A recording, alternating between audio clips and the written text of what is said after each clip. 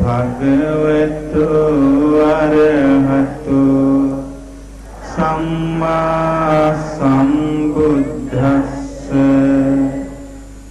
නමෝ තස්ස භගවතු අරහතු සම්මා සම්බුද්දස්ස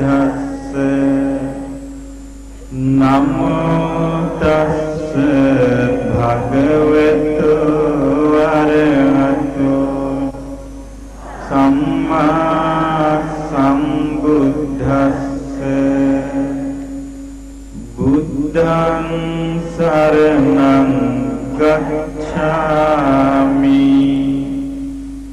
ධම්මං සරණං ගච්ඡාමි සංඝං සරණං ගච්ඡාමි ဒုတိယံ පි බුද්ධං සරණං ගච්ඡාමි ဒုတိယံ පි ධම්මං සරණං ගච්ඡාමි ဒုတိယံ පි සංඝං සරණං ගච්ඡාමි တတိယံ පි බුද්ධං සරණං ගච්ඡාමි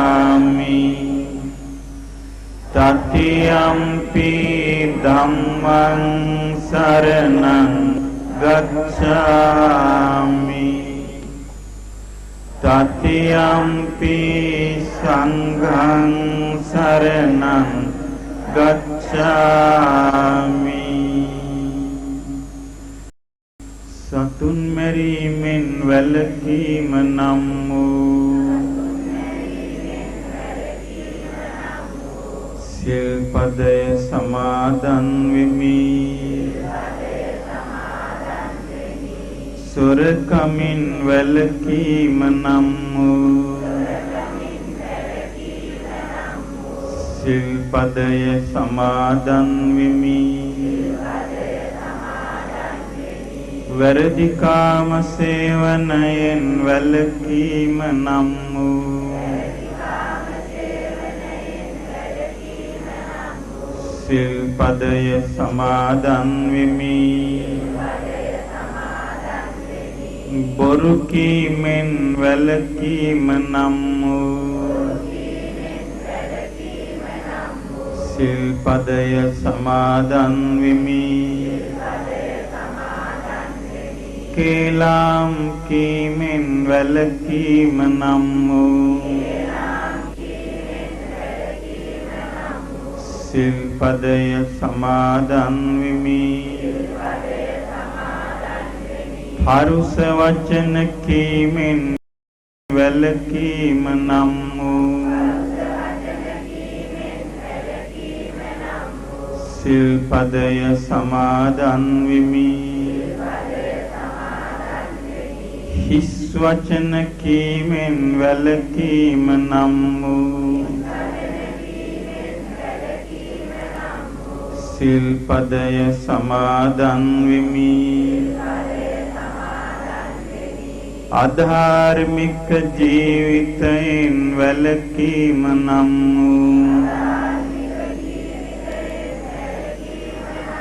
සිල්පදය සමාදන් වෙමි උතුම් තිසරණ සහිත වූ මාගේ මේ සීලය මේ ජීවිතයේ යහපත පිණිසද පරලොව සුගතිය පිණිසද නිවන අවබෝධ වීම පිණිසද උපකාර වේවා සාදු සාදු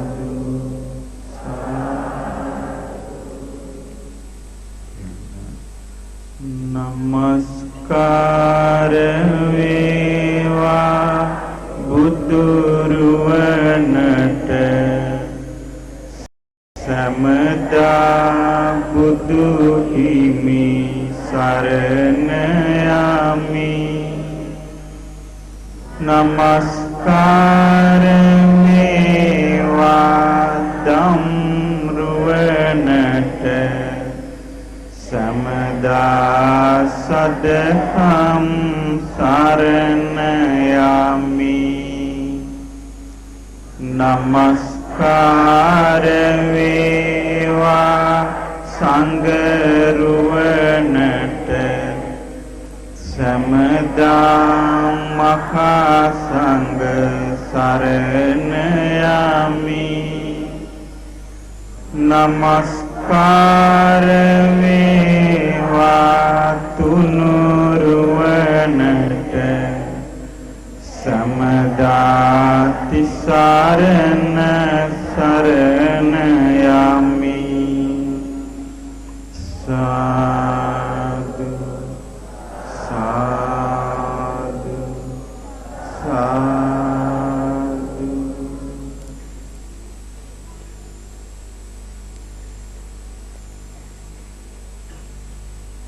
අපේ ධම්මරතන හඳුරන් වහන්සේ ඇතුළු මහා සංඝ රත්නයේ අවසරයි. ශ්‍රද්ධාවන්ත පින්තුනි,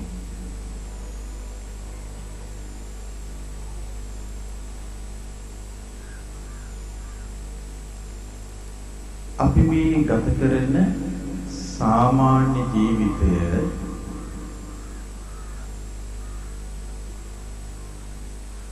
මොන වගේ එකක්ද කියලා අවබෝධ කරගන්න පුළුවන් වෙන්නේ බුදුරජාණන් වහන්සේගේ චතුරාර්ය සත්‍ය ධර්මයේ තුලින් විතරයි. එහෙම නැතුව අපි ගත කරන ජීවිතේ කුමක්ද කියලා තේරුම් ගැනීමට පිළිවෙලක් නැහැ. ඒක මේ වගේ එකක්.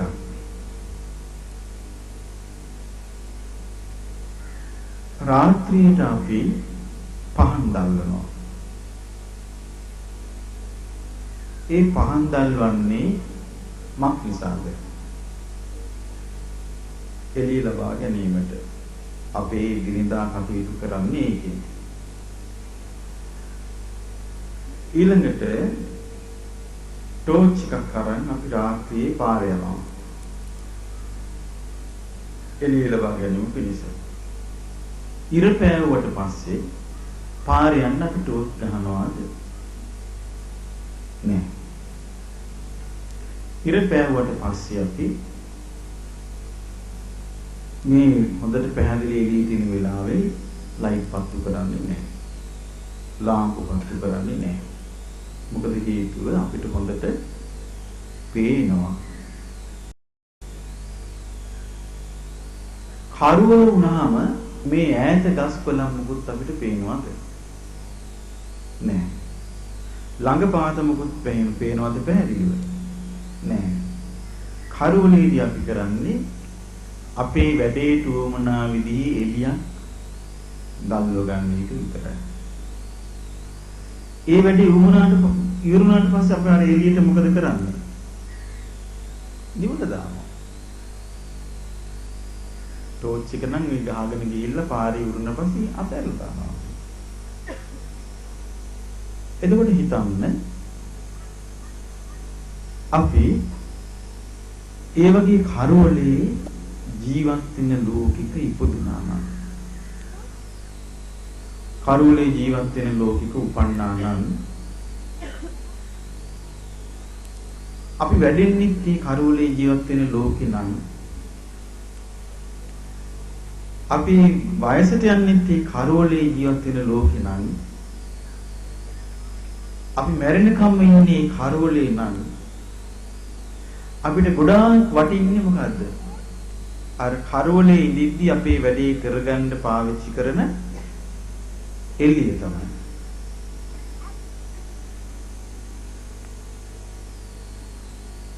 එතකොට අපි කියමු කරවලේම ජීවත් වෙන කෙනෙක්.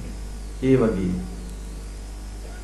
කරවලේම වැඩිලා කරවලේම නම් ජීවිතය අවසන් කරන්නේ. එයා ඉරේලියක් ගැන කතා කරාවිද?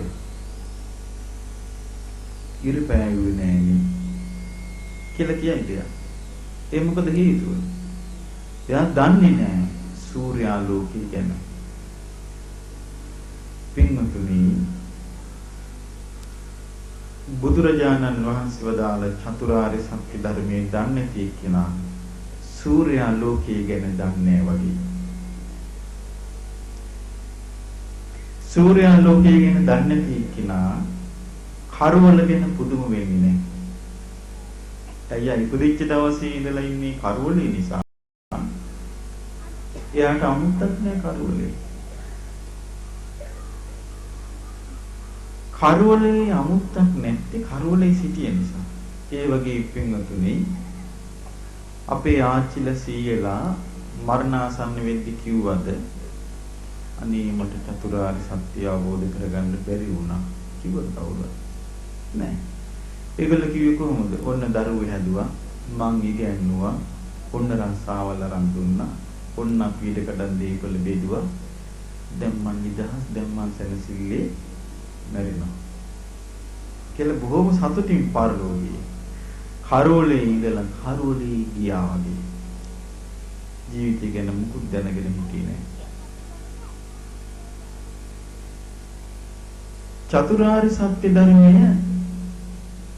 අහන්න පටන් ගත්තොත් තමයි ඒ අහුන ධර්මය නුවණින් කල්පනා කරන්න පටන් ගත්තොත් තමයි මේ කොයිතරම් අන්ධකාරයකද අපි හිටියේ කියන එක තේරෙන්න ගන්නෙ. එහෙම නැතුව අපිට අවබෝධ වෙන්නේ නැහැ. පින්වතුනි, අපි එක එක්කිනාගේ ජීවිතවලට චතුරාර්ය සත්‍ය ධර්මයේ තේරුම් ගැනීම තරම් ලාභයක් මම හිතන්නේ වෙන තියෙවි කියලා. මම ඔබට පුංචි උදාහරණයක් කියන්නම්. එක ආච්චි කෙනෙක්ව ඉස්පිරිතාලේ එක්කන් ගියා. දුවයි මිනිබිරි දෙන්න ආච්චි අසනීප වෙලා.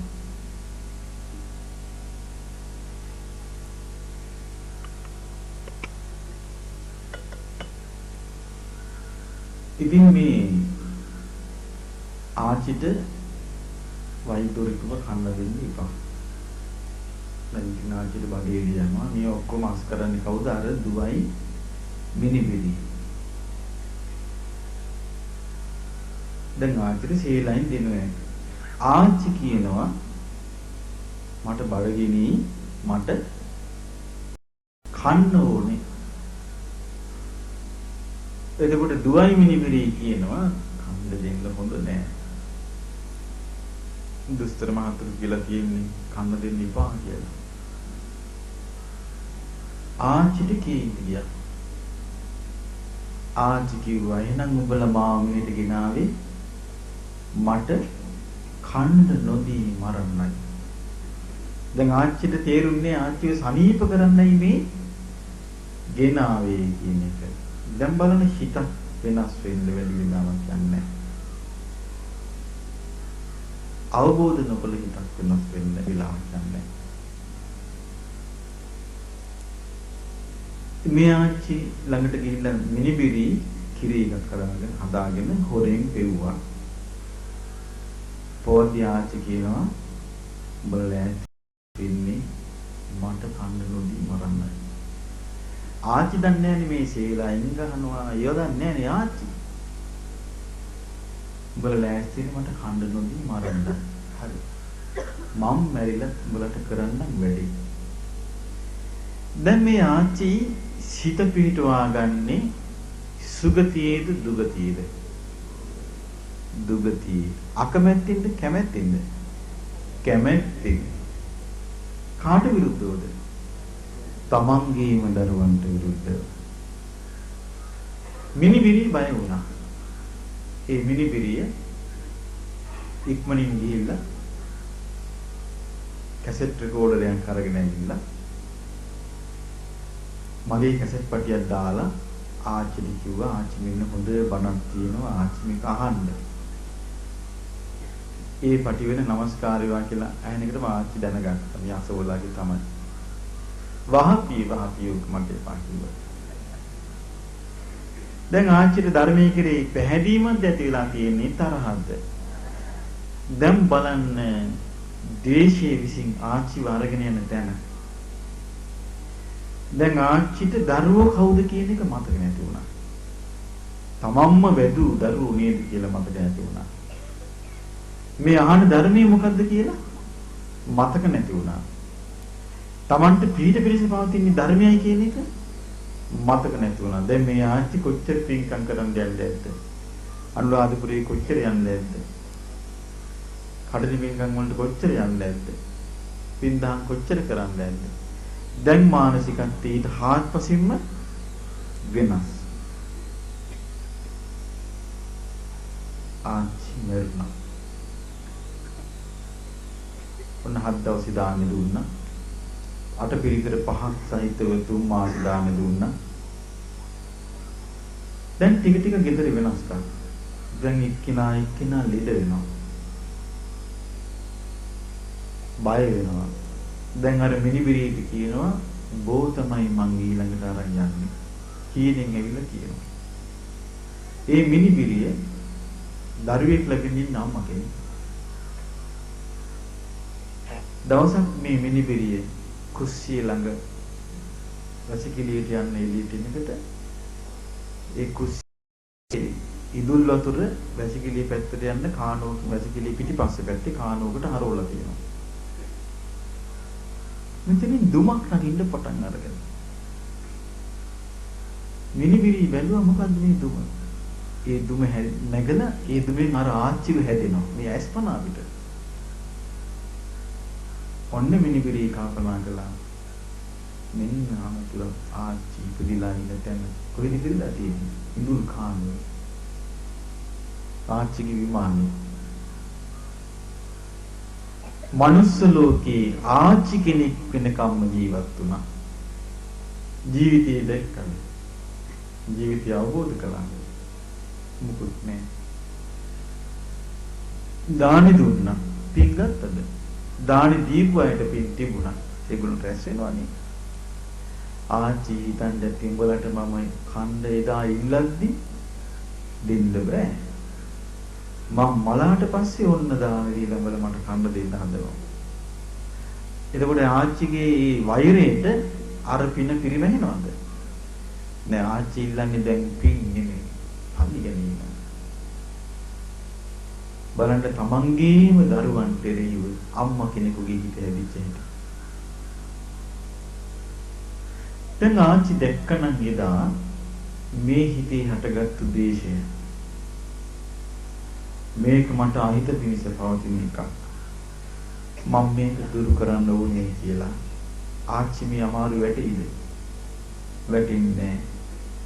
ආච්චි දැක්කනම් එදා මම මේ බත් ටිකක් අල්ලගෙන ඉන්න ඕනේ නැහැ. මං කොහොමද මැරෙනවා? මම කලපින් සිහි කර ඉන්නවා කියලා ආච්චිට මේ විපත වෙයිද? දැක්කනේ ධර්මයේ අල්ලපු නැති කිවරද්ද? ධර්මයේ අල්ලපු නැති කිවරද්ද? මේකේ වැරද්ද අපි නිවැරදි කරගන්න ඕනේ. දැන් සමහරවිට මේක තේරුන්නේ නැහැ. මම කිව්වා පාංශකෝලේ මිනිස්සයා බේරන්න බෑ. සමහර කිව්වා එතකොට වැරදිව තේරුම් ගත්තා. ස්වාමීන් වහන්සේ පාංශකෝලේ ප්‍රතික්ෂේප කරනවා. ඔන්න පැටලුණා වුණා. දැන් මම කිව්වේ එකක් තේරුණේ එකක්. මම කිව්වේ මේක කරන්න තියෙන්නේ මරුණට පස්සේ නෙවෙයි. මේක කරන්න තියෙන්නේ මැරෙන්න ඉස්සර වෙලා කරගන්න ඕන එකක්. ඒ කාරණේ තෝරලා දෙන්න හදනකොට මරුණට පස්සේ මුකුත් එපා කියන මතයට එනවා. වැරදි. මම කිව්වේ ඒක නෙමෙයි. මැරෙන්න ඉස්සෙල්ල කරන්න ඕනේ. දැන් අර ආච්චි අමනුස්ස ලෝකේ, පෙරේත ලෝකේ උපදින්න සකස් වුණේ මරණයට පස්සේද මැරෙන්න ඉස්සෙල්ලද? එහෙනම් ආච්චිට පිළිසරණ ලැබෙන්න තියෙන්නේ මරුණට පස්සේදී මැරෙන්නේ ඉස්සෙල්ලාද? ආන්න ඒක තමයි මම තෝරලා දෙන්න මහන්සි ගන්නේ. මරුණට පස්සේ පාංශ කෝලි දුන්නා කියලා ප්‍රශ්නයක් නැහැ. ඒක අරුබුදයක් නැහැ. අපි ඊවට ගැටෙන්න යන්න ඕනේ නැහැ. කිසි කෙනෙකුට මම කියලා නැහැ ඒක දෙන්න එපා කියලා. මම කියලා තියෙන්නේ පාංශ කෝලයකින් නෙමෙයි මේක කරන්න තියෙන්නේ. මැරෙන්න ඉස්සෙල්ලා තමන්ගේ ජීවිතයේ තුලින් තමන් යහපත ගන්න ඕනේ කියලා. දැන් බලමු මං කියපු දවසේ බොරු වුණාද? දැන් අර ආච්චි දුගතිය උපන්නා. දැන් පුළුවන් වුණාද පාංශ කෝලට බේරන්න? බැරි වුණා. 7 දවස් දාන්න පුළුවන් වුණාද ආච්චි බේරන්න? බැරි වුණා. 3 මාස දාන්න පුළුවන් වුණාද බේරන්න? බැරි වුණා. එතකොට අපි කිව්වොත් එහෙම 7 දවස් දානින් 3 මාස දානින් පිසිදු වෙන්නේ නැහැ කියලා සම්මාදිට්ඨියද මිච්ඡා දිට්ඨියද? මිත්‍යා දෘෂ්ටිය. මම කිව්වේ දැන් මේ කියන්නේ මොකද්ද? පෙරේතෙක් කියලා යාචි නපුරු සිතෙන් උපන්නට පස්සේ එයා පින් ගත්තේ නැතුවට දාන දෙන එක්කෙනාට පින සිද්ධ වෙනවා. ඉතින් මේ මම එකක් කියනකට එකක් තේරුම් ගන්නවා. එතන තමයි අපේ වටහා ගැනීම වෙනස් වෙන්නේ. ඉතින් ඒ නිසා පින්තුනි අපිට ආච්චිගේ ජීවිතයේ සුගතිය යවන්න තිබුණා.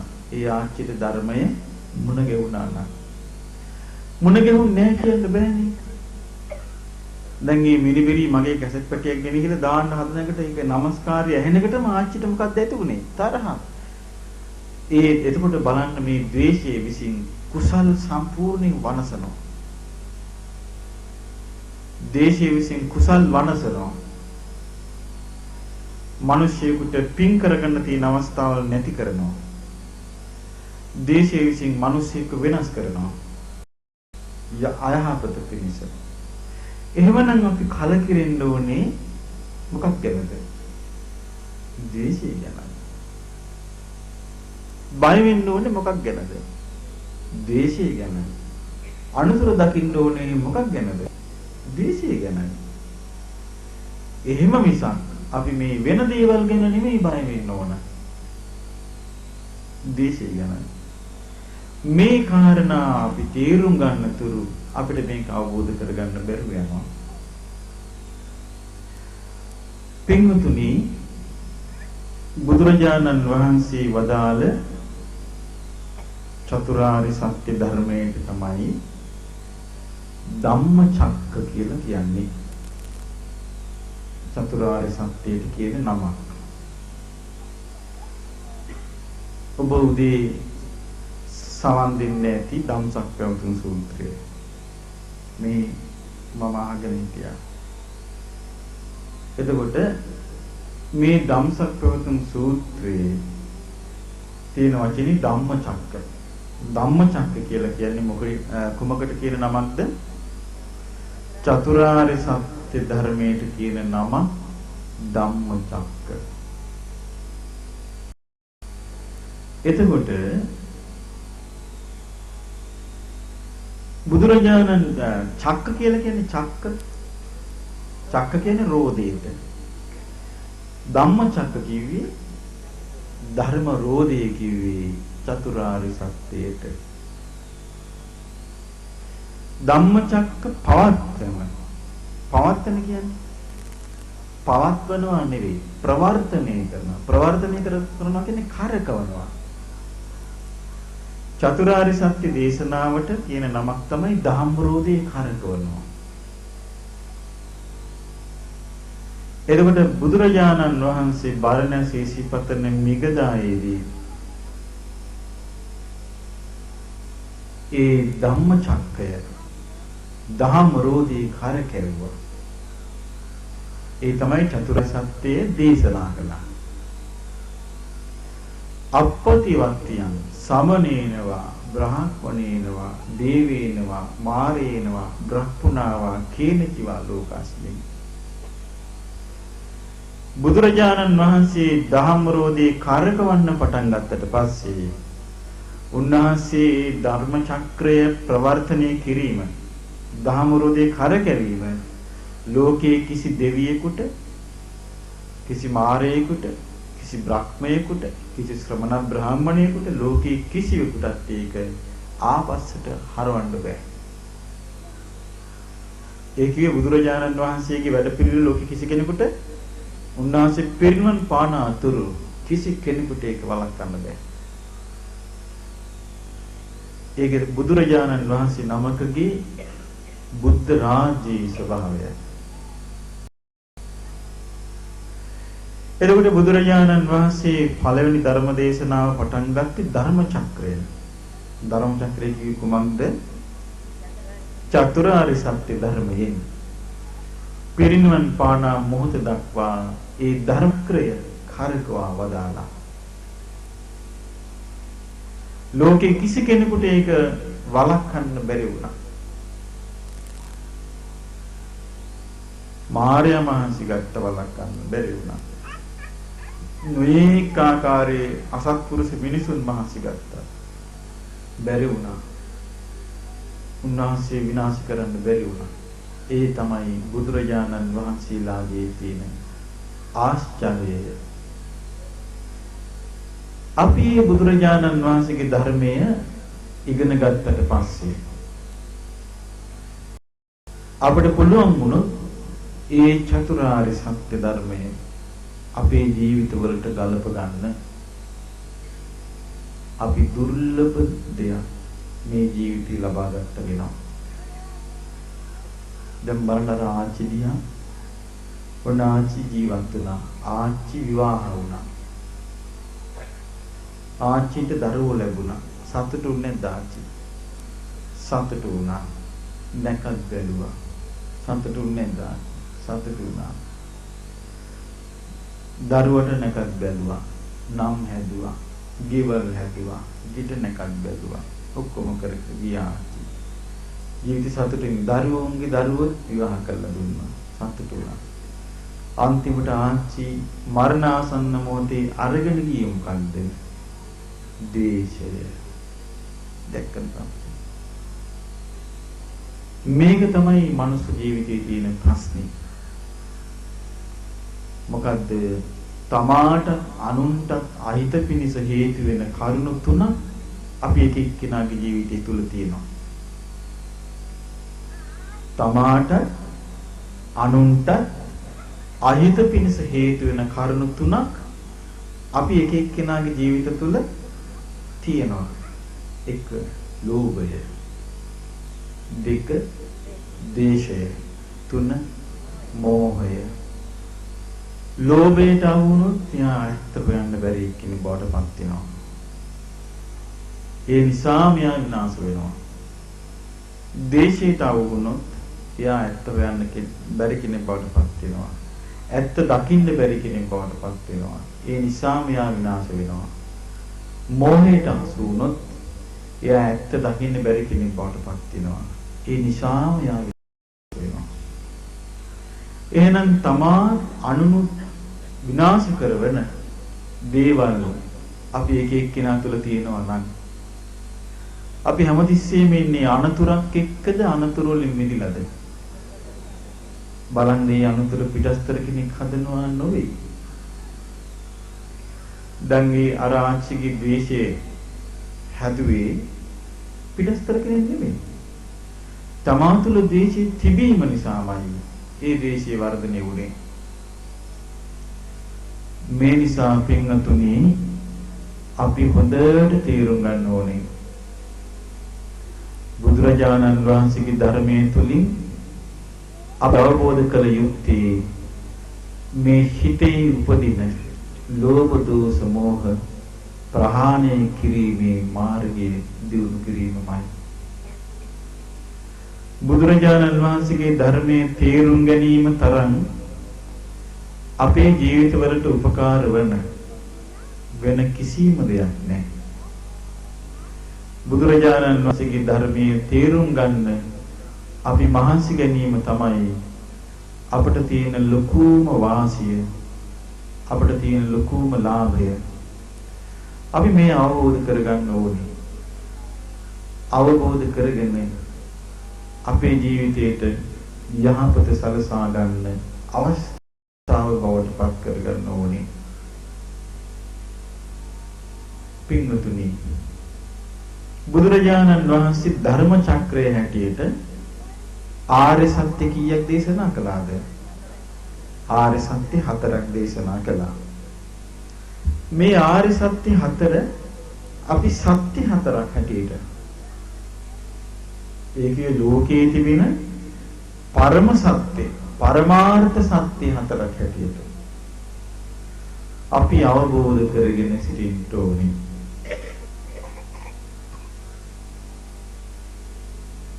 සම්පූර්ණයෙන්ම අපි අවබෝධ කරගෙන සිටින්න ඕනේ. පරමාර්ථ සත්‍ය 4ක් හැටියට මොන සත්‍යද? චතුරාර්ය සත්‍යය. පළවෙනි ආර්ය සත්‍ය මොකක්ද? දුක්ඛාර්ය සත්‍යය. දුක නික. දැන් පින්වතුනි අපි පතන්නේ සැපක්නේ. අපි කවුරුත් කැමැත්තෙන් දුක පතනවාද? කවුරුත් පතනවාද රෝග? අනේ මට අසවල් රෝගී වැළඳේවා. පතනවාද කවුරුත්? පතන්නේ නැහැ. කවුරුත් පතනවාද අතපය සුලව ගන්න බැරි, ඇස් නොපෙනෙන, කන් නොඇසෙන, ඇවිද ගන්න බැරි, කෑම දිරව ගන්න බැරි, වාඩි වුණොත් නැගිට ගන්න බැරි ජරාව පතනවාද කවුරුත්? පතන්නේ නැහැ. ශෝකේ පතනවාද කවුරුත්? පතන්නේ නැහැ. වැළපීම පතනවාද?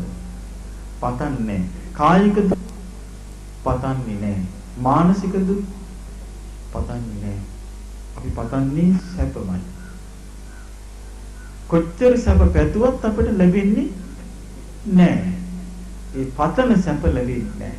එහෙනම් අපිට මේක පේනවා මේ සැප කියලා කියන්නේ පැතීමකින් ලැබෙන එක නෙවෙයි. එතකොට අපි අවබෝධ කරගත යුතු දෙයක් තියෙනවා. ඒ තමයි මේ ලෝකේ ඔය දැන් කලින් දුකට ආйти දේවල්. ජාති ජරා මරණ ආදී ලෝකේ කොහේ තිබුණත් ඒක ආйти දුකටමයි. අපිට ඒක අවබෝධ වෙන්නේ නැහැ. අපිට හිතෙනවා ලස්සන කෙනෙක් දැක්කම මෙයා ලස්සනයි.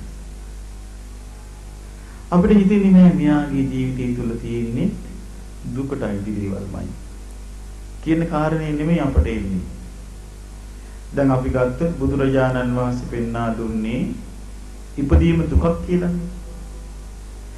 ඉපදීම හැටියට අපිට ලැබුණේ මොනවද?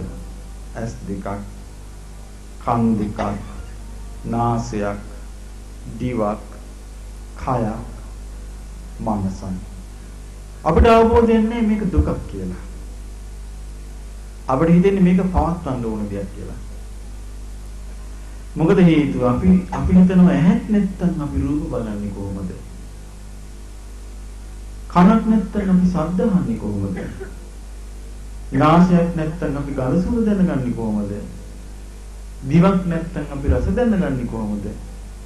කයක් නැත්තම් අපිට මේ මුකුත් කරන්න බෑනේ. හිතක් නැත්තම් හරි වැඩි නෙමෙයි කියලා. මොකද හේතුව? අපි හැමතිස්සෙම අපේක්ෂාවෙන් ඉන්නේ ඇහි රූප බැලීමට. හැමතිස්සෙම අපේක්ෂාවෙන් ඉන්නේ කනෙන් ශබ්ද ඇසීමට. හැමතිස්සෙම අපි අපේක්ෂාවෙන් ඉන්නේ නාසයෙන් ගඳ සුවඳ දැනීමට. හැමතිස්සෙම අපේක්ෂාවෙන් ඉන්නේ දිවෙන් රස විඳීමට. අපේක්ෂාවෙන් ඉන්නවා කයින් පහසක් ලබන්න. මේවා ගැන හිතන්න. මේක නැත්තම් අපි කොහොමද ජීවත් වෙන්නේ කියලා අපිට හිතේවි. මොකද හේතුව? අපි ජීවිතය කියලා හිතන් ඉන්නේ එච්චරයි. බුදුරජාණන් වහන්සේ වදාළා ඕකයිති දුකට. ඕකයිති දුකට. ඉතින් අපි මේක පින්වතුනි තේරුම් ගන්න ඕන. මේකයිති දුකට. දැන් බලන්න එහෙම අපි කල්පනාවක් ඇති කරගත්තේ නැත්නම් අපිට මේ පේන්නේ නැහැ. අපිට ලෝකෙ ලෙඩ පේන්නේ. එහෙම කල්පනාවක් ඇති කරගත්තේ නැත්නම් අපිට වයසට ගියපු අය පේන්නේ. මැරෙන අය පේන්නේ. රෝග පීඩා හැදිලා අතපය කුණු වෙන අය පේන්නේ. අපිට පේන්නේ අර ලස්සන අය. මිහිරි හඬ තියන අය, ලස්සන රූපේ තියන අය. පෙන්වනම් අපිට හිතෙන්නේ මොකද්ද? අනේ මට මෙවැනි ලස්සන රූපයක් ඇත්නම් හිතෙනව නේද? අනේ මටත් මෙවැනි හොඳට ශක්ති සම්පන්න ශරීරයක් ඇත්නම් මෙවැනි ලස්සන ඇස් මටත් ඇත්නම් මෙවැනි ලස්සන කොණ්ඩයක් මටත් ඇත්නම් මෙවැනි ලස්සන ජීවිතයක් මටත් ඇත්නම් කීකේ හිතෙනවා මිසක් අපිට අර පොදුවේ බලන්න තියෙන හැකියාව නැතු වෙනවා.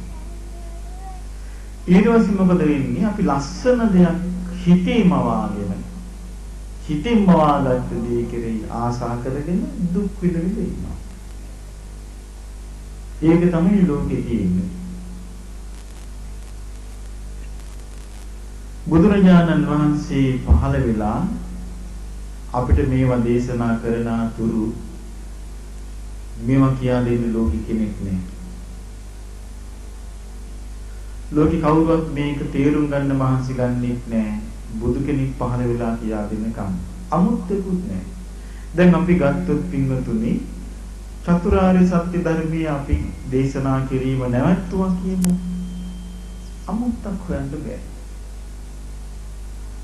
පාඩුවක් හොයන්නත් බෑ. පාඩුවක් පේන්නේ නැහැ. මොකද හේතුව කරෝලේ ජීවත් වෙච්ච කෙනෙකුට ඉර පෑවුවේ නැහැ කියලා එයාට කිසි ප්‍රශ්නයක් නැහැ. ඉර පායලා ලෝකෙ බැලුව එක්කෙනාට කරෝලේදී සූර්යා ලෝකේ අතර වෙනස හොඳට තේරුම් ගන්නවා. හොඳට තේරුම් ගන්නවා. මේ නිසා පින්වතුනි තමන්ගේ ජීවිතේ ධර්මයේ සොයාගෙන යන්න ඕනේ. ඒක තමන් සඳහාමයි කියලා. එහෙම නැතුව මේක කරන්න බෑ. ඒ කිව්වේ ධර්මයේ සොයාගෙන යන්න ඕනේ. තමන්ගේ ජීවිතය අවබෝධ කරගන්න ඕනේ කියන අදහසින්මයි. එතකොට තමයි මේ ධර්මයේ ටික ටික නමුත් අපිට තේරුම් ගන්න පුළුවන් වෙන්නේ. පින්වතුනි බුදුරජාණන් වහන්සේ පෙන්වා දෙන්නේ මේ ඉපදීම දුක කියලා. ඊළඟට උන්වහන්සේ පෙන්වා දෙනවා වයසට යෑම දුකක් කියලා. ජරාවටපත් වීම දුකක් කියලා. මරණයටපත් වීම දුකක් කියලා. ශෝක වැළපීම දුකක් කියලා. කොච්චර දුකක් කී පැතුවක් දුකක් කී අපි දැක්කා. ආයිමත් ඉපදීමක් අපේ නැනිට අපේක්ෂාවක්. කොච්චර දුකක් කී අපි කිව්වත් ආයිමත් ඉපදින්න අපේක්ෂාවක් තියෙනවා. අපි කැමති අපි හිතාගෙන ඉන්නේ ආයි උපදිනකොට මේ දුක නැහැ කියලායි. මේ ළඟදි මා ගියා ලෙඩෙක් බලන්න. මේ ලෙඩාට පිළිකාවක් හැදිලා. මේ මුත්‍ර මාර්ග පිළිකාවක් හැදලා සම්පූර්ණ මේ ඉස්සරහා කොටස එහෙමම අයින් කළා. දැන් මුත්‍රා කියන්නේ මල පහ කරන මාර්ගෙමයි. නැගිටින්න බෑ. ඉතින් මේ උපාසක මහත්තයා බලන්න මං ගියා. මං ගිහින් ධර්ම කතාව කළා. කළා මං ඇහුවා උපාසක මහත්තයා මට කියනවා අනේ ස්වාමීනි මේක නම් කර්මයක්මයි. මේක මගේ කර්ම විපාකයක් කියලා. මං කිව්වා හා උපාසක මහත්තයා එහෙම කියන්න එපා. එතකොට අවාසිය ඔයාටමයි. මොකද මේක කර්ම විපාකයක් කියලා හිතුවොත් දැන් මේකෙන් මැරෙන එකට ඔබ හිතාවි මේ කර්ම විපාකයෙන් දැන් මං විදෝනවා. දැන් මම මේකෙන් මැරෙනවා. එතකොට මගේ කර්ම විපාකේ ඉවරයි. එතකොට ඊළඟ ජීවිතයේදී මට ලෙඩ නැති ජීවිතයක් ලැබෙනවා. මේ කය අතාරිනවා මේ වගේම කයක් පතාගෙන. එහෙම වෙන්නේ නැහැ. මේ කර්ම විපාකයක් මම විදෝන කර්මය මට මේ ජීවිතෙන් ඉවර වෙනවා. ඊට පස්සේ මට ඊළඟ ජීවිතේදී මේ ප්‍රශ්න ටික නැහැ. කියලා අනාගත කය පතනවා. අනාගත කයේ සිය පිහිටුවනවා. මං කෝ එහෙම නෙමෙයි. වර්තමාන කය දිහා බලන්න ඕනේ ওই විදිහට නෙමෙයි. මං උපාසක මහත්තයා කිව්වා උපාසක මහත්තයා මේ වර්තමාන කය දිහා බලන්න ඕනේ මෙහෙමයි. මේක තමයි ඉපදීම නිසා ලැබිච්ච දේ. ඉපදීම නිසා ලැබිච්ච දේ. මං උපාසක මහත්තයා මීට කලින් ජීවිතවල මනුස්ස ජීවිත ලැබලා මොන වගේ රෝග පීඩා වලට පත් වෙලා හිටියද කියලා දන්නවද? මොන වගේ දුක් වෙනවද කියලා දන්නවද? අපි අතීත ජීවිතය ගැන කිසිම දෙයක් නොදැන අනාගතයේ මොන වගේ දුක් තියනවද කියලා නොදැන වර්තමානයේ විඳින ටිකක් දිහා බලලා ඒක ආතරලා අනාගතයේ පතනවා කියන්නේ අපි තවත් අමාරුයි වැටෙන එකක්. මම ඒ නිසා උපාසක මහත්තයා හිතන්න මෙහෙම. අතීතයේ යම් ජරා මරණ කායික මේ වගේ කායික දුක් මානසික දුක් අතීතේ වින්දානම් ඒ වින්දිත් ඉපදීම නිසා. වර්තමානයේ මේ රෝග පීඩා වලින් ජරා ජීර්ණ වීමෙන් විඳිනවාද විඳවිල්ල මේ විඳින්නේ ඉපදීම නිසා. අනාගතයේ මං යම් කායික දුකක් මානසික දුකක් විඳවා විද ඒක විඳවන්නේ ඉපදුනොත් තමයි. එතකොට යා කලකිරිනවා එක දෙයක් ගැන මොකද්ද? ඉපදින්නේ නැත්තම් කොයිතරම් හොඳද? අන්න යා තමයි ආරි සත්‍ය අවබෝධය කරන්න කල්පනා කරන්න පටන් ගන්න කියලා. එයා ඊට පස්සේ හොයනවා ඉපදුනේ ඇයි? ඇයි මට මෙහෙම වුනේ? ඇයි මේ උපතක් කරාවේ? එතකොට බුදුරජාණන් වහන්සේගේ ධර්මයේ තමයි එයාට නිවැරදි මාර්ගය පෙන්වලා දෙන්නේ. බුදුරජාණන් වහන්සේ ධර්මයේ තමයි යාට පැහැදිලි මාර්ගය පෙන්වලා දෙන්නේ. බුදුරජාණන් වහන්සේ වදාලා මේ ඉපදින්න හේතුව ආසා කිරීම. මම මේ ආර්ය සත්‍ය කියන්නේ ඉපදීම තමයි දුක, ජරාව දුක, ශෝක කිරීම දුක, වැළපීම දුක, කායික දුක, මානසික දුක, පංච උපාදානස්කන්ධ දුක. මේකට හේතුව මොකද්ද? මේකට ආසා කිරීම. ආසා කළ අපි තුන් ආකාරයකින්. අපි ගත්තොත් මෙහෙම කවුරු හරි කෙනෙක් ඉන්නවා මේ පොල් ගෙඩිය පිටින් දැකලා තියෙනවා. ඇතුළ දැකලා නැහැ. ඇතුළ දැක්කේ නැත්නම් කෙනෙකුට පොල් ගෙඩියේ ස්වභාවය පිටින් දැකලා මේක මොන වගේද කියලා හිතා ගන්න පුළුවන්ද? පොල් ගෙඩිය ඇතුළ දැකලා නැත්නම්. ඒ වගේ තමයි මේ තෘෂ්ණාවේ ඇතුළ පේන්නේ. ඉස්සෙල්ලා පොල් ගෙඩියේ ලෙල්ල අයින් කරන්න ඕනේ. පොල් ලෙල්ල ගැලවුවාමයි අපිට පේන්නේ පොල් කටුව. එහෙම නැතුව පේනවද? පොල් කට්ට බින්දාමයි අපිට පේන්නේ පොල් මදි. කාම තණ්හාව නැති කරපු දවසට අපි භව තණ්හාව දකීවි. භව තණ්හාව නැති කරපු දවසට විභව තණ්හාව දකීවි. බලන්න බුදුරජාණන් වහන්සේ මේවන් දැන් අපිට හොයාගන්න බැරි එකක් ඒක. ඒකෙදි පින්වතුනි දැන් අපිට තේරෙනවා තණ්හාවක් නම් තියෙනවා කියලා. ඒක තේරෙන්නේ නැද්ද? ආසාවක් තියෙනවා. රාගයක් තියෙනවා. හිත ඇදිලා යෑමක් තියෙනවා. ආසා කිරීමක් තියෙනවා. මේක තේරෙනවනේ. ඒක තේරෙනවා. ඇහෙන් දකින්න රූප තියෙන ඇහැට පේන රූප මේ රූප වලදී නම් මේ රූප වලට ආසා කරනවා. එතකොට කනෙන් අහන ශබ්ද වලට ආසා කරනවා. නාසයට දැනෙන ගඳ සුවඳට ආසා කරනවා. දිවෙන් දැනන රසයට ආසා කරනවා. කයට දැනෙන ස්පර්ශයට ආසා කරනවා. හිතට මේවා එනකොට හිතෙන් ආසා කරනවා. මේක අපිට තේරෙනවා. ඒ කිව්වේ පොල් එල්ල තේරෙනවා. පොල් ගෙඩියේ පිටපොත්ත හොයාගන්න පුළුවන්. නමුත් අපිට තේරෙනවද භව තණ්හා? තේරෙන්නේ. විභව තණ්හා තේරෙනවද? කාම තණ්හාව අයින් කරපු දවසට තමයි ඒක පේන්න ගන්නෙ.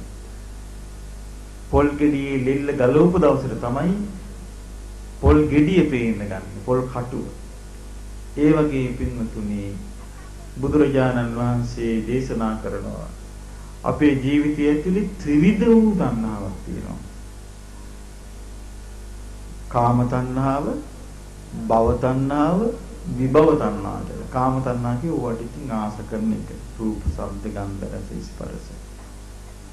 භව තණ්හා කියලා කිව්වේ මේක පවත්තන්න තියෙන ආසාව. මොකද රූප දැක දැක ශබ්ද ඒව කරගෙන දිගින් දිගට ඉන්නේ. ඒව නැතුව හරි ඉන්න. විභව තණ්හා කියලා කිව්වේ එයා කැමති කයක් නොදැනී හිතක් නොදැනී ඉන්න. බුදුරජාණන් වහන්සේ දාලා ඒ තුනින්ම උපතක් කරා යනවා. එතකොට දැන් අපි සමහර විට අපි උපදින්න කැමති නැහැ. දැන් අපි ඇහුවොත් එහෙම අපාය උපදින්න කැමති කවුද කියලා කවුරුත් නැහැ. නිරේ උපදින්න කැමති කවුද කියලා ඇහුවොත් කවුරුත් නැහැ. කාටවත් හිතෙනවද දැන් ඔන්න නිරේ කියලා එකක් තියෙනවාලු. කොහෙද තියෙන්නේ? මම මැරිලා නිරේ උපදිනවා නම් හොඳයි. එතකොට මට තීරණ හොයාගන්න හැකියි. හිතනවද කවුරුත් එහෙම? එහෙමනේ නිරේ තියෙන්නේ කොහෙද කී ගහනවා මිසක් මං බලා ගන්නම් ඕක නිරේ මං ගිහලා ඉපදිලාම කියලා හිතනවද කාටවත්? නෑ. අනේ ඒකයි. දිවි ලෝක ගැන කිව්වම කෙනෙක් කැමති වෙන්න පුළුවන්. නිරේ ගැන කිව්වම කැමති වෙන්නේ නෑ. ඒ නිසා අපිට පේනවා අපි කවුරුත් අකමැති දුක් ඇති ජීවිතයකට. අපි කැමති දුක් තියෙන ජීවිතයක් නෙමෙයි. දුක් නැති ජීවිතයකට. දුක් නැති ජීවිතය ඉබේ ලැබෙන්නේ නැහැ.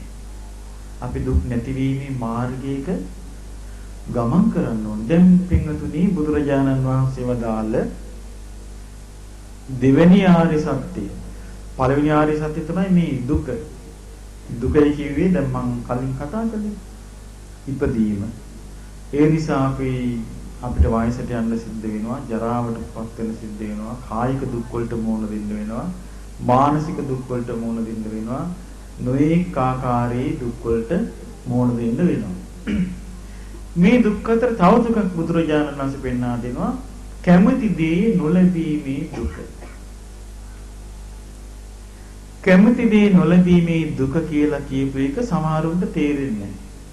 සමහරු මේම හිතනවා ඕන අපිට නැහැ. ඉදමක් කැමති. ඉදමක් නැහැ. ඒක දුකයි. එතකොට ඉදමක් ලැබුණා. එතකොට ඒ දුක ඉවරයි කියලා. සමහරු එහෙම තෝරනවා. වැරදි ඒක. බුදුරජාණන් වහන්සේ තෝරා දෙන්නේ මේ විදිහට නෙමෙයි. මේ සත්‍යය කැමති උපදින්න නැතු වෙන්නේ. මේ දුක් පේනකට කැමති මොකද්ද? ඔව් අනේ උපදින්න නැත්තම් කොච්චර හොඳ කියලා හිතනවා. නමුත් ඒක කැමැත්තෙන් ලබන්න පුළුවන්ද? කැමැත්තෙන් ලබන්න බෑ. මේ සත්‍ය කැමති ජරා මරණ දැන් අපි ගත්තොත් අපිට දකින්න ලැබෙනවා සමහරු මට කියලා තියෙනවා සමහර අය අවිලා අනේ මට වැඩි වයසට යනකම් ඉන්න ඕනේ නැහැ. මං කැමති නෑ දුක් විඳින්න. මං කැමති නෑ කිව්වා ඇස් පේන්නේ නැතුව ඉන්න. කන් අහින්න නැතුව. මේ කබ කඳුළු වක් කරගෙන, කටේ කෙල වක් කරගෙන මේ සම්පූර්ණ ඇටසැකිල්ලක් වගේ දිරලා ගිහිල්ලා ඇවිදින්න පණ නැතුව මට ඉන්න කැමති නෑ. මං ඊට කලින් මැරෙන්න කැමති. කියන අය ඉන්නවා. ඒ මොකෙන් මිදෙන්නද එයා කැමති? ජරාවෙන් මිදෙන්න. නමුත් සමහරට මේ ජරාවෙන් මිදෙන්න පතන එක්කිනාම ජරාවට යනවා. එතකොට අපිට පුළුවන් ද පැතීමෙන් ජරාව මා කරා එන්න එපා කියලා ලබන්න පුළුවන්ද? ආන්නේකට ඒ කැමති දේ නොලැබීමෙන් දුක කියන්නේ. රෝග පීඩා ලැබෙන්න එපා, වැළඳෙන්න එපා කිය අපි පතනවා. දැන් අපි ගත්තොත් ඔන්න අපිට ලෙඩක් ඇති වුණා. මේ රෝගයක් ඇති වුණාම ඊට පස්සේ අපි මේ රෝගය සනීප කරගන්න මහන්සි ගන්න නැද්ද? මහන්සි ගන්නවා. අපි හිතාගෙන ඉන්නේ රෝගේ සනීප වුණාම සැපයක් තියෙනවා. නමුත් අපිට එතකොට රෝග පිළිබඳ බය ඉවරද? ඒක ඉවර වෙන්නේ නෑ. මොකද ලෙඩට බෙහෙත් තරම් සනීප වුණා කියලා ලෙඩ වෙන්නේ නෑ කියලා එකක් තියෙනවනේ. ඒ අවබෝධය ආර්ය සත්‍ය අවබෝධය නැති වුණාම අන්න රැවටෙනවා. අදම සමහරුන්ට හැදෙනවා හෙම්බිරිසාව. එක්ක උණ හැදෙනවා. එක්ක වෙන අසනීපයක් හැදෙනවා. එක්ක කැස්සක් හැදෙනවා. එක්ක පපුව අමාරුවක් හැදෙනවා. එතකොට මොකද කරන්නේ? ජීවිතය ගැන දන්නේ නැති කෙනෙක් රෝග පීඩාවටපත් වෙලා ඉන්නකොට ජීවිතය ගැන දන්නේ නැති පිරිසක් යාඥා කරනවා. එතකොට ඔයා එන්න අපි ළඟට. අපි යාඥා කරන්න. එතකොට සමීප වෙයි. දැන් යාඥා කරනවා. යාඥා කර කර ඉන්නකොට මෙයාගේ ලිදී සමීප වෙනවා. එතකොට මෙයා හිතනවා මේ සමීප වුණේ යාඥා කිරීමෙන් කියලා. මොකද හේතුව එයා දන්නේ ජීවිතය ගැන හිතලා නැහැ. ඔබ හිතන්නේ වැඩිපුර මේ ලෝකයේ බෙහෙත් ගන්නේ සත්තුද මිනිස්සුද? මිනිස්සු. ඔබ හිතන්නේ මේ ලෙඩ හැදෙන්නේ මිනිසුන්ට විතරද? සත්තු බෙහෙත් අරගෙනද සනීප වෙන්නේ බෙහෙත් නොගෙනද? මොන ආඥාව කළද? ඔබ දැකලා නැද්ද මේ බල්ලෝයේ මාසනීප වෙලා කොරග ගහ ඉඳලා ආය හරි සනීප වෙනවා. මේ බඩ එළිය ඇදලා මේ මැරෙන්න කිට්ටු ඔන්න වෙන්න වෙලා ආය සත්තු ගොඩ එනවා. ඒ ස්වභාවයේ මේ ශරීරෙත් තියෙනවා. මේ ශරීරෙත් තියෙන ස්වභාවයමයි. එතකොට නමුත් මේ සත්තු අසනීප වෙච්ච වෙලාවට සනීප වෙනවා. අපිත් එහෙමයි. සමහර අසනීප වලට අපි වේත් නොකර හිටියොත් ඒ සනීප වෙනවා. නිකම්ම සනීප වෙන අවස්ථාවක් තියෙනවා. මාස 4-5 රෝගේ මිදෝලා නිකම් සනීප වෙන අවස්ථාවක් තියෙනවා. ලෙඩක් හැදිච්ච ගමන් අපි මැරෙන්නේ නැහැ. සත්තුත් එහෙමයි. මොකද හේතුව මේ ආයුෂයේ තිබෙන්නේ ලෙඩක් හැදිච්ච එක මම මැරෙන්නේ නෙමෙයි ආයුෂ ඉවර වුණාම තමයි ඒව ඔක්කොම සිද්ධ වෙන්නේ. ඒකේ කර්ම විපාක ඉවර වෙනවා. එතකොට තමයි සිද්ධ වෙන්නේ. එතකොට පින්කතුනේ දැන් ලෙඩක් හැදිච්ච කෙනෙක් ඒ ගැන අවබෝධයක් නැතුව ඔන්න සනීප කළා කියලා හිතලා ඔන්න ඒ ආගමට යනවා. දැන් අපි කියමු ඔන්න බෞද්ධ කෙනෙක් වෙන ආගමකට ගියා එයාගේ ලෙඩේ සනීප කළා කියලා. ගියපු දවස් ඉඳලා එයා ආයිමත් යාඥා කරන්නේ මොකක් කියේ? ලෙඩ හැදෙන්න එපා කියේ. එහෙනම් එයා ලෙඩ හැදීමේ බයෙන් නිදහස් වෙලා දින්නේ. ආන්න බලන්න. එහෙනම් එයා කැමති දේ නොලැබීමේ දුකින් මිදිලා නෙමෙයි ඉන්නේ. කැමති දේ නොලැබීමේ දුකින් ඉන්නේ. එහෙම නැත්නම් මාවලගේ සනීප කළා දැන් මට ආයෙ ලෙඩක් හැදෙන්නේ නැහැ. කතාවක් නෑ. එහෙම එකක් නෑ. ඊළඟ මොහොතේ හැදෙන්න ලෙඩෙන් එයා මැරෙන්න පුළුවන්. එතකොට මේ නිසා අපි අවබෝධ කරගන්න ඕන මේ ජරාව මේ කැමති දේ නොලැබීමේ දුකක් තියෙනවා කියන කරුණ. මේ අවබෝධය තුළ තමයි අපි කටයුතු කරන්න ඕනේ. බුදුරජාණන් වහන්සේ වදාළේ කොටින්ම කිව්වොත් පංච උපාදානස්කන්ධය තමයි දුකයි කිව්වේ. එතකොට පංච කියලා කිව්ව පහ. උපාදානස්කන්ධ කිව්වේ එකිනෙකට බැඳිලා තිබෙන මේ ප්‍රවත්මට ආйти දේවල් පහ. එකක් තමයි මේ ගුරුසු ශරීරය. මේ රූපය. මේ ශරීරයට කියන නම තමයි රූපය. මේ ශරීරයට රූපය කියනවා. රුප්පකීතිකෝ භික්ඛවේ තස්මා රූපං තිබුච්චති. මේ ශරීරයට රූපය කිව්වේ මේ නැසී වෙනසී යන නිසා සීතලට උෂ්ණයට බඩගින්නට කණ්ඩන අපි නොකාන්තු මැරෙන්නේ නැද්ද? මැරෙනවා. වතුරට වැටලා හුස්ම ගන්න බැරුව වතුර ගිලුනොත් මැරෙනවා. නොඑක ආකාරයට මැරෙනවා. එතකොට මේ රූපේ සැනකින් විනාශ වෙනවා. මధుරයකට බැරිද අපි මරන්න? පුළුවන්. ඒතර අපට පේනවා ඒ බඳු රූපයක් අපි පරිහරණය කරන්නේ. අපිට ආයමත් ලැබෙන්නේ මේ රූපේ මේ ಜಾති රූප තමයි. අපි ගත්තොත් අපිට අවුරුදු 500ක් ආයුෂ තිබ්බා කියලා. ඒ මේ ಜಾති රූපයක් තමයි. ගෞතම බුදුරජාණන් වහන්සේ පහළ වෙන්න කලින් කාශ්‍යප බුදුරජාණන් වහන්සේ ලෝකෙ පහළ වුණා. කාශ්‍යප බුදුරජාණන් වහන්සේ පහළ වෙච්ච කාලේ මිනිසුන්ගේ වයස අවුරුදු 20000යි.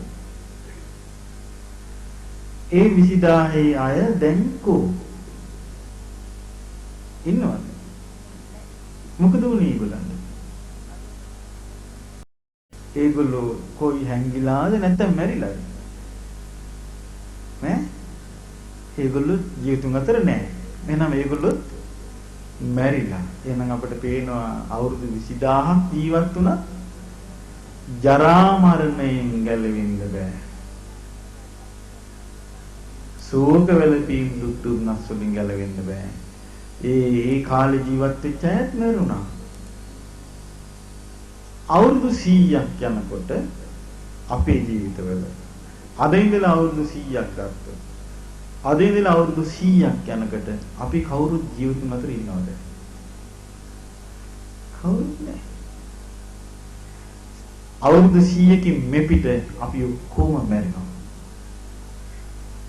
මේකෙන් ගැලවෙන්න අපිට බෑ. හැබැයි පස්සේ තියෙන්නේ මැරීම නෙමෙයි. මොකද්ද? ඔව් මරණය නෙමෙයි පස්සේ ආයෙත් මේ විදිහේ ලෝකයක් කරා අපි යන එක. යන්න හේතු වෙන්නේ මොකක්ද? අර ත්‍රිවිධ තෘෂ්ණාව. අපිට තියෙන රූප දකින්න ලොකු ආසාවක්. ශබ්ද අහන්න ලොකු ආසාවක් තියෙනවා. ඇදිලා යනවා ඒකට. නාසයෙන් ආග්‍රහණය කරන්න, දිවෙන් රස විඳින්න, කයෙන් පහස ලබන්න, සිතෙන් සිතන්නට ලොකු ආසාවක්. මේකට අපි හිත ඇදිලා යනවා. පැවැත්මට ආසාවක් තියෙනවා, ඇදිලා යනවා. එහෙමනම් මේ නිසයි මේක හැදෙන්නේ. ආය උපතක් කරා යන්නේ. එහෙනම් උපතක් කරා යන්නේ කාම තණ්හාව, භව තණ්හා, විභව තණ්හා නිසා නම් උපතක් කරා නොයන්න නම් මොකද වෙන්න ඕනේ? කාම තණ්හා, භව තණ්හා, විභව තණ්හා නැති වෙන්න ඕනේ. ඒක තමයි නිවන කියන්නේ. දැන් අපි පැතනවනේ දැන් නිවන අවබෝධ වේවා කියලා අපි දැන් කීවතාවක් වගේ පතලා යන්නේ. 10 වතාවක් වැඩිද? වැඩි 100 වතාවක් වැඩි 500 වතාවක් ඊටත් වැඩි 1000 වතාවක් වැඩි අවබෝධ වුණාද? පැතීමින් අවබෝධ වෙන්නේ නැහැ. බලන්න බුදුරජාණන් වහන්සේ බොහොම තේරෙන විදිහට අපිට කියා දීලා තියෙනවා. ඔන්න කිකිලියක් හිටියා. මේ කිකිලි බිත්තර 10ක් දැම්මා. දැන් දාලා මේ කිකිලි පාරණ විදියට ඔය ශ්‍රී ලංකාවට කර ඔය එහෙම ඇවිදලා කෑම් බීම් කකා ඔය විනෝදින් ඉන්නවා. කිකිලි බිත්තර රකින්නේ නැහැ. හැබැයි කිකිලි බිත්තර ළඟට එනවා. ඇවිල්ලා පතනවා. අනේ මේ බිත්තර මෝරාවා. අනේ මේ බිත්තර වල ඇතුලේ පැටවු හැදේවා. පැටවු ලොකු වේවා. නියසිලින් කටුව බිඳගෙන පැටවු එළියට එත්වා. හැබැයි බිත්තර රකින්නේ නැහැ. කිකිලි. පැටවු එයිද? අපේ පැතිල්ලත් ඒ වගේ. බුදුරජාණන් වහන්සේ ඊළඟට උපමා කරන ඔන්න කිකිලියක් හිටියා. කිකිලි බිත්තර 10ක් දැම්මා. දැන් කිකිලිගේ හිතේ මේක වැඩ කරනවා. මොකද්ද? මම බිත්තර 10ක් දාලා තියෙනවා මේක රකින්න ඕනේ. දැන් බිත්තර ධම්මට පස්සේ රකින්න කිකිලි නොරකින්න කිකිලිගේ අතර වෙනසක් නැද්ද? බිත්තර රකින්න කිකිලි කෑමට එච්චර අවධානයක් නැහැ. ඒ ඇවිදින්න යන්න එච්චර අවධානයක් නැහැ. බාහිර වැඩවලට එච්චර අවධානයක් නැහැ. කිකිලිගේ හිතේ වැඩ කරන්නේ මොකද්ද නිතරම? මේ බිත්තර ටික රැකීම. කිකිලි මොකද කරන්නේ? පොඩ්ඩක් කනවා දුවගෙන ඉන්නවා ඔන්න බිත්තර රකින්න. ආයේ දුවගෙන යනවා උනාරි පොඩ්ඩක් කනවා ආයෙම ආයෙ බිත්තර ටික රකින්නවා. ආයෙ දුවගෙන යනවා උනාරි පොඩ්ඩක් කනවා ආයෙම බිත්තර ටික රකින්නවා. කිකිලිගේ පැතීමක් නැහැ. මේ බිත්තර වල ඇතුළ මෝරාවා. පැටවු හැදේවා. නියසිලෙන් කටුව බිඳගෙන එළියට එත්වා. මේ අදහසක් කිකිලි නැහැ. කිකිලි කරන්නේ මොකද්ද දැන්? රැක ඉන්නවා. කිකිලි රැක සිටීම නිසාම මොකද වෙන්නේ? බිත්තර ඇතුලේ පැටියා මෝරනවා. කිකිලි බිත්තර රැකීම නිසාම ඒ බිත්තර මෝරලා නිසිකලට ආවට පස්සේ කිකිලිගේ කටයුත්ත ඉවරයි. බිත්තරේ කටුව ගිල් කරගෙන කටව එළිය තියෙනවා. බුදුරජාණන් වහන්සේ වදාළා ධර්ම අවබෝධ කරගන්න කැමති කෙනා බිත්තර රකින්න කිකිලි වගේ වෙන්න කිව්වා. දැන් අපි හදන්නේ බිත්තර නොරකින්න කිකිලි වෙලා පත ඉන්නවා බිත්තර දදා. දාන බිත්තරේ නරක වෙනවා. ඇයි ප්‍රතිඵල නැහැ. ඒකෝට අපිට පේනවා මේ පැතුමේ නෙමෙයි වැදගත්කම තියෙන. ඒ උපමානෙන් අල්ල ගන්න බලන්න මොකේද වැදගත් තියෙන්නේ? පැතුමේගේ ක්‍රියාවේද? ආන්න තේරුම් ගන්න. බුදුරජාණන් වහන්සේගේ ධර්මයේ වැදගත්කම තිබෙන්නේ පැතුමේ නොව ක්‍රියාවේ. ක්‍රියාවෙන් තමයි කෙනෙක් ශ්‍රේෂ්ඨ වෙන්නේ. ක්‍රියාවෙන් තමයි කෙනෙක් පිරිහෙන්නේ. පැතුමෙන් නෙවෙයි. මේ උපමාවෙන් අපිට හොඳටම පැහැදිලි. එහෙනම් අපිට නිවන කියන එක කිසි දවසක ප්‍රාර්ථනාවකින් ලැබෙන්නේ නැත. කිසිම දවසක අපිට නිවන අවබෝධ කරගන්න බෑ ප්‍රාර්ථනාවකින්. මෛත්‍රී බුදුරජාණන් වහන්සේ මොන ගැවුණත් ඒත් අපිට කතා කරන්න තියෙන්නේ චතුරාර්ය සත්‍ය මේ විදිහටමයි. එහෙනම් ඉදාටත් මේ විදිහටමයි. මෛත්‍රී බුදුරජාණන් වහන්සේ දේශනා කරාවේ මේ ආර්ය සත්‍ය හතරම. දැනුත් අපිට හම්බෙලා තියෙන මේ ආර්ය සතරම නම්. එවනම් අපිට බුදුවරුන්ගේ ධර්මයේ වෙනසක් තියෙනවද? වෙනසක් නැහැ. පින්වත්නි නම් මතක තියාගන්න ඕනේ නිවන කියලා කියන්නේ මොකද්ද? කාම තණ්හා, භව තණ්හා, විභව තණ්හා යන තණ්හාව නිරුද්ධ වීමමයි. තණ්හාව නිරුද්ධ වීමමයි නිවන කියලා කියන්නේ. වෙන එකක් නෙවෙයි. හැබැයි තණ්හාව නිකන් නිරුද්ධ වෙන්නේ නැහැ. ඒ සඳහා මොකද්ද තියෙන්නේ? ඒ සඳහා තියෙන වැඩපිළිවෙලක්. අර කිකිලිට බිත්තර රකින්න වැඩපිළිවෙලක් තිබ්බා වගේ මේකෙත් වැඩපිළිවෙලක් තියෙනවා. මේ වැඩපිළිවෙලට කියන්නේ මොකද්ද? ආර්ය අෂ්ටාංගික මාර්ගය. පින්වතුනි වෙන වැඩපිළිවෙලක් නැහැ. ලෝකේ ආර්ය අෂ්ටාංගික මාර්ගය නිසා වෙන මාර්ගයක් නැහැ. එකම මාර්ගයයි තියෙන්නේ. ඒකෝ මග්ගෝ නත්තඤ්ඤෝ දස්සනස්ස විසුද්ධිය. මේ ලෝකේ තිබෙන්නේ එකම මාර්ගයයි ජීවිත අවබෝධය පිණිස. ඒ තමයි ආර්ය අෂ්ටාංගික මාර්ගය. ආර්ය අෂ්ටාංගික මාර්ගයේ අංග 8ක් තියෙනවා. ඒකට ආර්ය අෂ්ටාංගික මාර්ගය. ආර්ය මාර්ගය ශ්‍රේෂ්ඨත්වයට පත් කරන මාර්ගයක්. ශ්‍රේෂ්ඨ මාර්ගයක්. මොකක්ද මේ අංග 8? මොනවද? සම්මා දිට්ඨි, සම්මා සංකප්ප, සම්මා වාචා, සම්මා කම්මන්ත, සම්මා ආජීව, සම්මා වායාම, සම්මා සති, සම්මා සමාධි. දැන් අපි ගමු සම්මා දිට්ඨි. සම්මා දිට්ඨි කිව්වේ මොකද්ද? චතුරාර්ය සත්‍ය ධර්මය ගැන ඇති අවබෝධය. සම්මා දිට්ඨි කියන එක හරි දැක්ම කියලා තෝරගන්න එපා. ඒක වැරදි. සම්මා දිට්ඨි කියන එකේ තේරුම මොකද්ද? චතුරාර්ය සත්‍ය ගැන ඇති අවබෝධය. මොකද්ද? මේ චතුරාර්ය සත්‍ය නම් සත්‍යමයි. ඔත්තන තමයි අපිට ගැලවෙන්න තැන. එතන ඉඳලා තමයි මේ මාර්ගය විවෘත වෙන්නේ. මේ චතුරාර්ය සත්‍ය වනාහි සත්‍යමයි.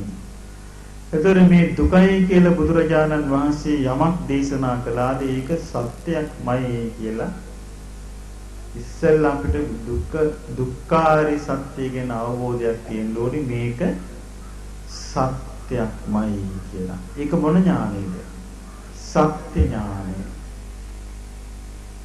ඊළඟට අපිට අවබෝධයක් තියෙන්න ඕනේ මේ දුක හටගන්න හේතු උනේ කාම තණ්හා, භව තණ්හා, විභව තණ්හා. එතකොට අපිට අවබෝධයක් ඇති වෙන්න ඕනේ මේ දුකේ හට ගැනීම කියන්නේ ත්‍රිවිධ තෘෂ්ණාව. මේක සත්‍යමයි. තමන්ටම යෝනිසෝ මනසිකාරයෙන් උපදින්න ඕන ඥානය. ඊළඟට අපි නෝනින් ඉවසන්න ඕනේ මේ දුක නැතිවීම. මේ කාම තණ්හා, භව තණ්හා, විභව තණ්හා කියන තුන නැති වුණා නම් දුකෙන් නිදහසේ නම් දුක්ඛ නිරෝධය කියලා කියන්නේ මේ ත්‍රිවිධ තෘෂ්ණාව නැතිවීමමයි. මේක සත්‍යයක්මයි කියලා අපිට ඇති වෙන්න ඕනේ මොකද්ද? සත්‍ය ඥානය. සත්‍ය ඥානය. ඊළඟට දුක් නැතිවන්නා වූ මාර්ගයක් තියෙනවා. මාර්ගය මොකද්ද? ආර්ය අෂ්ටාංගික මාර්ගයමයි. වෙන මාර්ග නැත කියලා අපිට මේක තමයි සත්‍යය කියලා තේරුම් ගන්න පුළුවන් වෙන්න ඕනේ. එතකොට අපි මොකක්ද ඇති වෙන්නේ? ඒක තමයි සම්මාදිට්ඨිය. එතකොට ඒක ලෞකික සම්මාදිට්ඨියක්ද ලෝකෝත්තර සම්මාදිට්ඨියක්ද? ඒක ලෝකෝත්තර සම්මාදිට්ඨියක් කරා යනවා.